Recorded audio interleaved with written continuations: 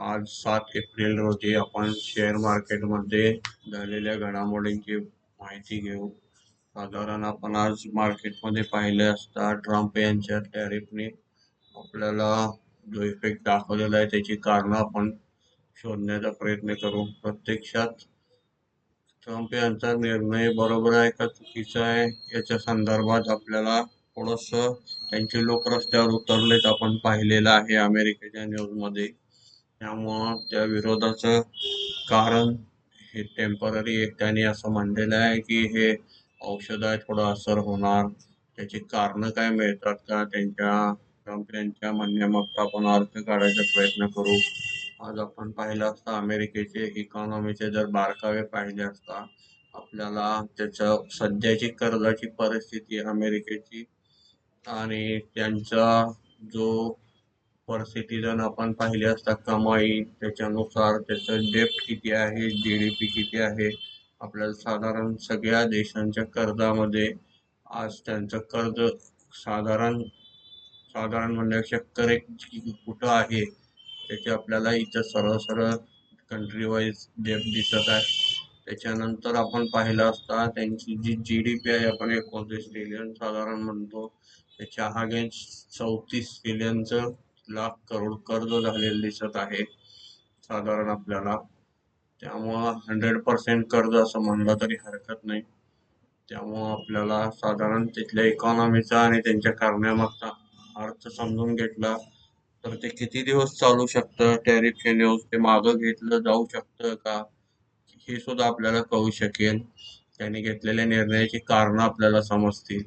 साधारण अमेरिकेचे कर्ज वाढण्याची कारणं आपण पाहिलं असता जे त्यांचं बजेट असते रक्षा बजेट, सामाजिक सुरक्षा ज्या फॅसिलिटीज आहेत ह्याच्यावरचा खर्च फार मोठा आहे. राजस्व त्यांचं कर कटौती त्याच्यानंतर नवीन किंवा काय जर नीत्या लावून टॅक्सेशन वाढवणं ह्याच्यात पण थोडंसं आता तुर्तास शक्य नसल्यासारखं दिसत आहे. नंतर इन्फ्लेशन आता ह्या टॅरिफमुळे ऑलरेडी वाढणारच आहे साधारण आपण पाहिलेलं आहे. त्यामुळे ते सुद्धा ते संकट घ्यायला तयार आहेत. त्याच्यानंतर त्यांना असं नाही की आता चायनानं सुद्धा जी त्यांच्या आपण त्याला जबाबी किंवा प्रति टॅरिफ लावली स्वतः 34%ची. कारणं अशी असतात की अमेरिकेला असं नसतं की वर्ल्ड बँकेकडून कर्ज मिळतच असतं पण हे चीन, जपान यांच्याकडून सुद्धा घेतलेली ही अमेरिकेची कर्जाची आपल्याला आकडेवारी दिसत आहे. ओव्हरऑल सर्व परिस्थितीतून बाहेर पडण्यासाठी त्यांना साधारण त्यांचे खर्च येणारे लावणारे टॅक्सेस इम्पोर्ट टॅक्स जे लावले जातात ते कमी करून घेणं, बार्गेन करणं हा त्यांचा मुख्य हेतू आहे. त्यामुळे थोडा त्रास झाला तरी हे ते चालू ठेवणार त्याशिवाय अर्थव्यवस्था दुरुस्त होणार नाही आणि फुगवटा सुद्धा आपल्याला त्याच्यातला कमी झालेला दिसत. तिथं राष्ट्राध्यक्ष पद्धत असल्यामुळं कठोर निर्णय घेतले जातात ते घेऊ शकतात. त्यामुळं ते महासत्ता का आहे आणि ते का तसं टिकून राहिले याची कारणं आपल्याला लक्षात येतील. त्यांना साधारण थोडंफार इकॉनॉमी कशी त्यांची इंटॅक्ट ठेवावी लागते त्याचं आपल्याला उदाहरण लक्षात आलं असं. त्यांनी ओव्हरऑल इतक्या सर्व देशांच्यावर जे इम्पोर्ट ड्युटी किंवा टॅरिफ जे म्हणतो आपण लावून त्याचे रेट कमी करून घेण्याचं कारण आता निगोशिएशनला सगळे लोक हळूहळू प्रत्येक देश त्यांच्याकडे अप्रोच करायला लागले. त्याचं कुठंतरी बार्गेन होऊन त्यांचाच फायदा होणार आहे म्हणून ते थोडं ताणलं तर ताणू शकते. ह्याच्यात कोणी रिव्हर्सल किंवा काय किंवा जरी रिसेशन मध्ये गेलं अमेरिकेचं तरी त्यांचं तयारी असते या सगळ्या गोष्टींची. त्याशिवाय इतकं मोठं पाऊल कोण उचललेलं नसतंय. त्याच्या मागचा अभ्यास खूप असतो आपण ते थोडंसं लक्षात घेतलं पाहिजे. त्याच्यानंतर आपण आज पाहिलं असता मार्केटमध्ये आपल्याला जवळजवळ 1000 पॉईंट आपल्याला निफ्टी खाली गेलेली दिसते. त्याच्यातून ते रिकवर होऊन 742 अंकापर्यंत कव्हर ते आता मायनस बंद झालेली आहे. आपण नेहमी पाहतो अनिश्चितता वाढते तेव्हा इंडिया विक्स वाढत असतो. तो आज आपल्याला जवळजवळ 9 म्हणजे 60-70% पेक्षा जास्त आज इंडिया विक्स वाढलेला आहे.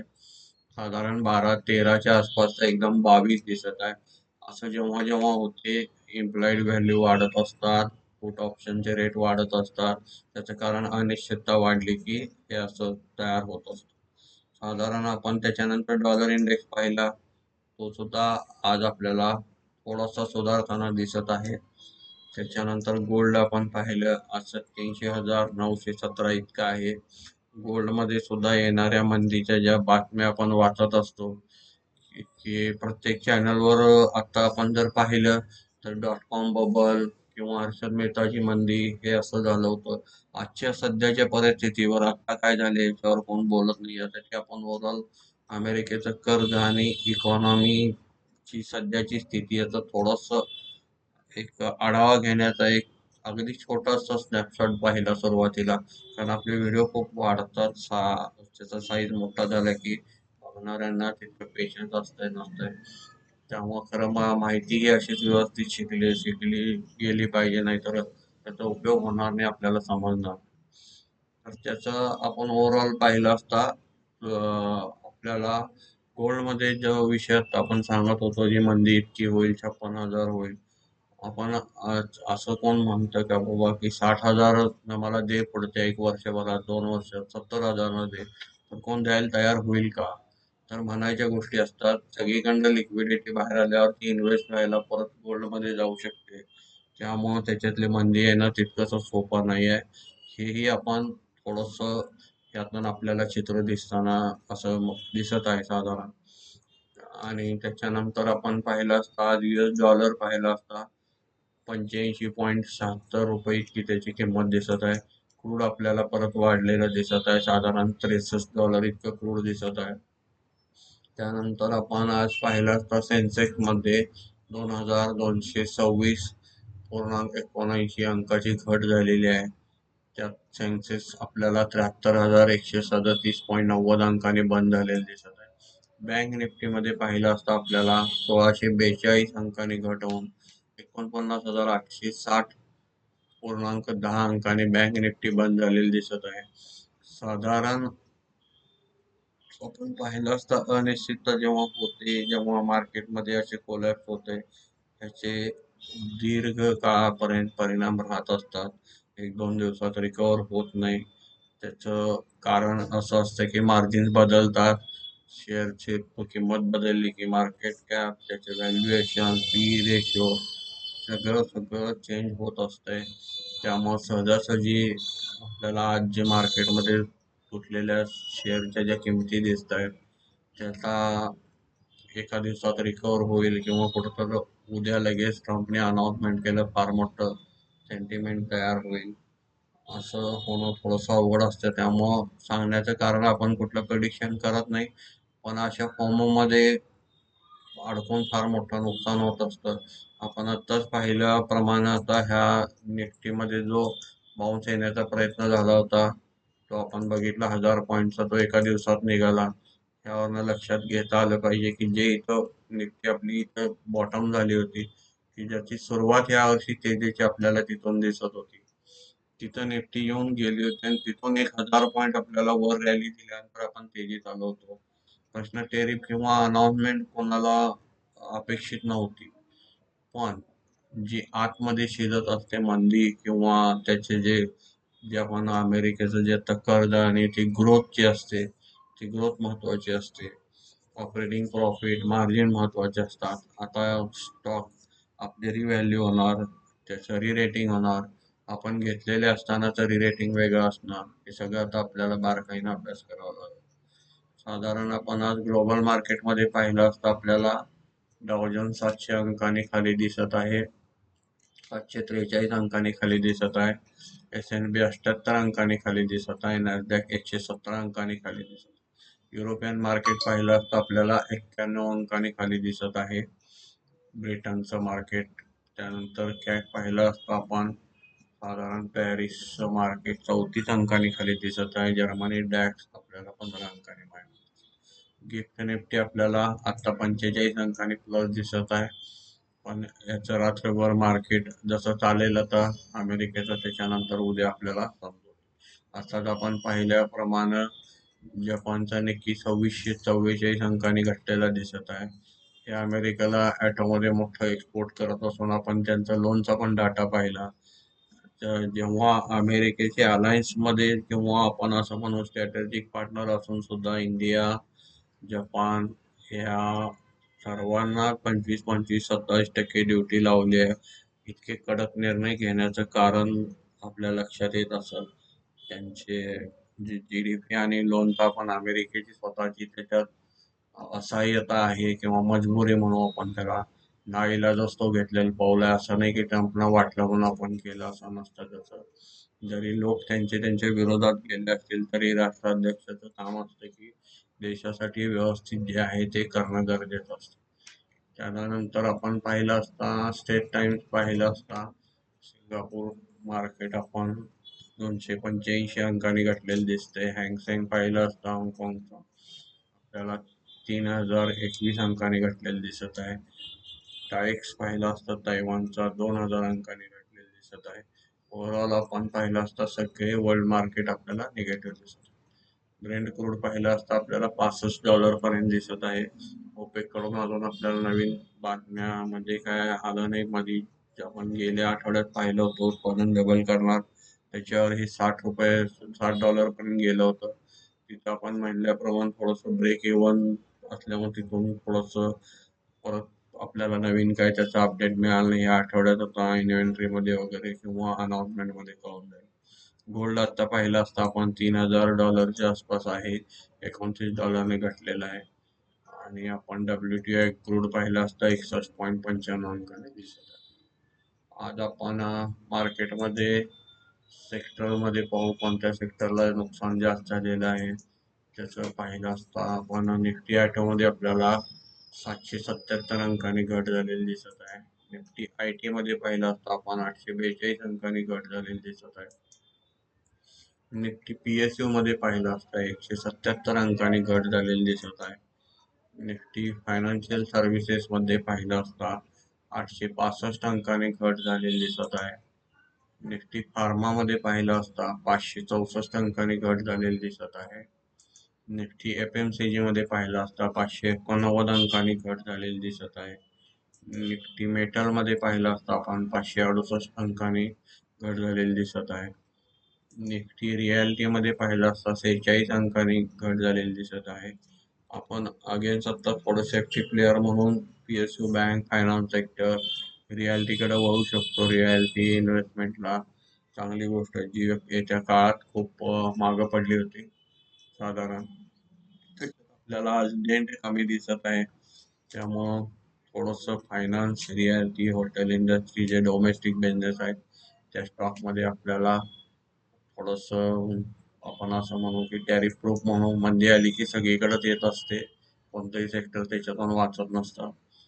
कारण प्रत्येकाला थोडी थोडी डायरेक्ट इनडायरेक्ट त्याची काय म्हणू आपण त्याच्यापासून नुकसान झालेलं असतं किंवा होत असतं. ते डायरेक्ट दिसत नसतं पण इनडायरेक्ट त्याचे इम्पॅक्ट असतात. आपण निफ्टी मीडिया पाहिलं असता 58 अंकांनी घटलेलं दिसत आहे. निफ्टी एनर्जी मध्ये पाहिलं असता 894 अंकांनी घटलेलं दिसत आपल्याला. निफ्टी प्रायव्हेट बँक पाहिलं असता 891 अंकांनी आपल्याला घट झालेली दिसत आहे. त्याच्यानंतर आपण निफ्टी इन्फ्रा मध्ये पाहू. निफ्टी इन्फ्रा मध्ये आपल्याला 271 अंकांनी घट झालेली दिसत आहे. ओव्हरऑल आपण पाहिलं असता निफ्टी इन्फ्रा लोकल जे पण डोमेस्टिक आपल्याला बिझनेस दिसतील, जे डेव्हलपर असतील, त्याच्यात आपल्याला म्हणजे इंडिया फर्स्ट म्हणलं तर ते गुंतवणूक करायला थोडंसं मार्केटच्या पेक्षा आपल्याला मल्टीनॅशनल कंपन्यांच्या पेक्षा आता डोमेस्टिक इन्व्हेस्टमेंट थोडी चांगली वाटू लागलेली आहे. त्याची व्हॅल्युएशन थोडे चांगले आपल्याला दिसत आहे. त्याच्यानंतर आपल्याला आज फंड ऍक्टिव्हिटी पाहिली असता डोमेस्टिक इन्स्टिट्यूटमध्ये डोमेस्टिक फंडनी आपल्याला 26,528.23 करोडची आपल्याला खरेदी केलेली दिसत आहे. त्याच्या अगेन्स्ट 14,405.78 कोटीची विक्री केलेली दिसत आहे.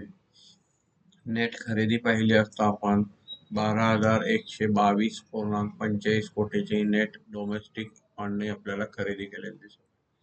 त्याच्यानंतर फॉरेन इन्स्टिट्यूटने पाहिलं असतं आपल्याला किंवा फॉरेन प्रमोटर इन्व्हेस्टर जे आहेत त्यांचे आपण फिगर पाहिले असता 13,372.27 कोटीची नेट खरेदी दिसत आहे. त्याच्यानंतर आपल्याला नेट विक्रीमध्ये पाहिलं असता 22,412.28 कोटीची नेट विक्री दिसत आहे. त्याच्यामध्ये आपल्याला 9,040.01 कोटीची आपल्याला नेट विक्री फंड यांची दिसत आहे फंड ऍक्टिव्हिटी मध्ये. त्याच्यानंतर आपण साधारण इंडेक्स फ्युचर मध्ये पाहू. आज इंडेक्स फ्युचर मध्ये आज आपल्याला निफ्टी 50 मध्ये 1543.19 कोटीची नेट विक्री दिसत आहे. निफ्टी बँक मध्ये पाहिलं असता 1846.91 कोटीची नेट विक्री दिसत आहे. निफ्टी फायनान्शियल सर्व्हिसेस मध्ये पाहिलं असता 102.5 कोटीची आपल्याला नेट विक्री दिसत आहे. निफ्टी मिड कॅप सिलेक्ट मध्ये पाहिलं असता 157 कोटीची आपल्याला नेट निफ्टी मिड कॅप सिलेक्टच्या फ्युचर मध्ये खरेदी दिसत आहे. निफ्टी नेट 50 मध्ये 0.28 कोटीची आपल्याला नेट खरेदी दिसत आहे. आता निफ्टी ऑप्शन्स किंवा इंडेक्स ऑप्शन्स मध्ये आपण पाहू. निफ्टी 50च्या आपल्याला ऑप्शन्स मध्ये 3,083.08 कोटीची नेट खरेदी दिसत आहे. निफ्टी बँकच्या ऑप्शन मध्ये आपल्याला 11,288.96 कोटीची नेट खरेदी दिसत आहे. निफ्टी फायनान्शियल सर्व्हिसेस मध्ये पाहिलं असता 99.58 कोटीची नेट आपल्याला विक्री दिसत आहे. निफ्टी मिड कॅप सिलेक्ट मध्ये पाहिलं असता 354.08 कोटीची आपल्याला नेट खरेदी दिसत आहे. निफ्टी मिड कॅप सिलेक्ट मध्ये पाहिलं असता आपल्याला निफ्टी फायनान्शियल सर्व्हिसेस मध्ये 99.58 कोटीची नेट विक्री दिसत आहे ऑप्शन मध्ये. निफ्टी मिड कॅप सिलेक्ट मध्ये आपल्याला 354.08 कोटीची खरेदी दिसत आहे. निफ्टी नेट 50 मध्ये ऑप्शन्स मध्ये 6.70 कोटीची आपल्याला नेट खरेदी दिसत आहे. नंतर आपण FI चे स्टॉक फ्युचर मध्ये पोझिशन पाहिले असता आपण डेरिव्हेटिव्ह मध्ये स्टॉक फ्युचर्स मध्ये आपल्याला 1,860.87 कोटीची नेट खरेदी स्टॉक फ्युचर मध्ये दिसत आहे. स्टॉक ऑप्शन्स मध्ये पाहिलं असता आपण 6,182.94 कोटीची नेट आपल्याला साधारण खरेदी दिसत आहे. त्यानंतर आपण थोडस ऑप्शन चेन मध्ये पाहू. आता येणाऱ्या 9 एप्रिल म्हणजे 2 दिवसांनी एक्सपायरी येत आहे. साधारण ओव्हरऑल कुठपर्यंत आपल्याला निफ्टीची रेंज काढणं आज शक्य नाही आहे, कारण आपल्याला इंडिया विक्स वाढलेलं दिसत आहे. आपण इथं थोडस पाहिलं असता ह्या ज्या व्हॅल्यू दिसत आहे ह्या नेहमीपेक्षा याचं पर्सेंटेज, त्यामुळे आपल्याला कॉल आणि पुटच्या किमतीचे जे प्रीमियम जे आहे ते फार महाग झालेले दिसत आहे. त्याचं कारण आपण पाहिलं असता इंडिया विक्स वाढला की ह्या सगळ्या गोष्टी घडत असतात, अनिश्चितता वाढल्या. त्यानंतर आपण इथे पाहिलं असता 22,200 ला जर पाहिलं असता आपण इथं रेजिस्टन्स नवीन तयार झालेला आहे 33,543 नवीन कॉल रायटिंग वाढलेला आहे. आणि त्याच्या समोर 32,000 आपल्याला ऍट मनीला जे दिसत होतं पुट रायटिंग, त्याच्यात थोडस आपल्याला इथे पुट रायटिंग कमी झालेलं दिसत आहे. आपल्याला जिथं जिथं छोटे छोटे बाउन्स येताना दिसतील, पण ह्या निफ्टीचं प्रिडिक्शन करणं, याच्यात काम करणं फार कसरत आहे. घटायला लागले म्हणून आपण त्यात पुट घेऊ शकत नाही किंवा कॉल विकू शकत नाही. मार्जिन बदललेले आहेत, त्यामुळं ओव्हरऑल याचं फार प्रॅक्टिस किंवा आता जी पुट ऑप्शनची जी सध्या प्रीमियम आहे तो खूप असल्यामुळं ह्याच्यात काम करणं इतकंसं सोपं राहिलेलं नाही असं म्हणता येईल. अवघड असं म्हणता येत नाही, पण सोपं राहिलेलं नाही आहे साधारण नवीन माणसांसाठी तर अजिबात. त्यामुळे आपण याच्यात आता रेजिस्टन्स आणि सपोर्ट शोधण्याचा प्रयत्न करत नाही आहे, कारण अनसर्टनिटी आपण पाहिलेली आहे ही इकॉनॉमीची आहे. गिफ्ट निफ्टी आपल्याला इथं सुद्धा दिसत आहे 80 अंकांनी मायनस चाललेले आहे. साधारण डॉलर पण आपल्याला दिसत आहे. ओव्हरऑल आपण पाहिलं असता मार्केटमध्ये अनिश्चितता असल्यावर कोणते प्रिडिक्शन ट्रिगर आपण करून त्याच्यात आता न पडणं योग्य आहे.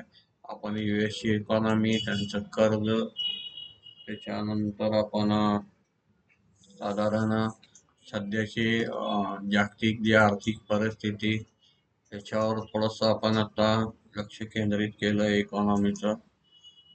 तर आपल्याला थोडंसं लक्षात येईल की हे तेजीमंदी कुठंपर्यंत चालेल, मार्केटची सध्या इकॉनॉमीची परिस्थिती काय आहे, ह्याच्यात आपण तेजीमंदी शोधून छोट्याशा गोष्टीत अडकून न बघता आता थोडं ब्रॉडर विचार करून ओव्हरऑल इकॉनॉमीकडे पाहिलं पाहिजे.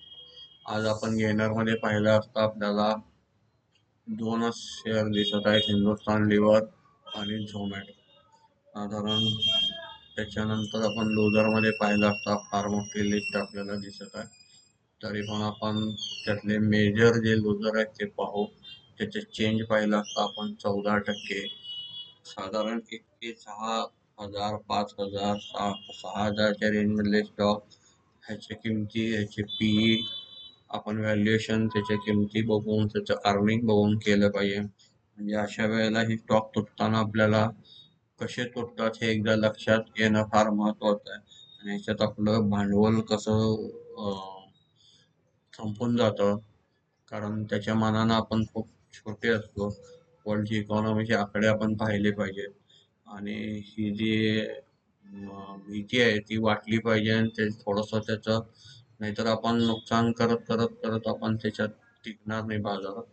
त्यामुळं फार हे ह्याचं गांभीर्य समजून घेतलं पाहिजे. त्याच्यानंतर आज लोजरमध्ये आपण लिस्ट वाचू.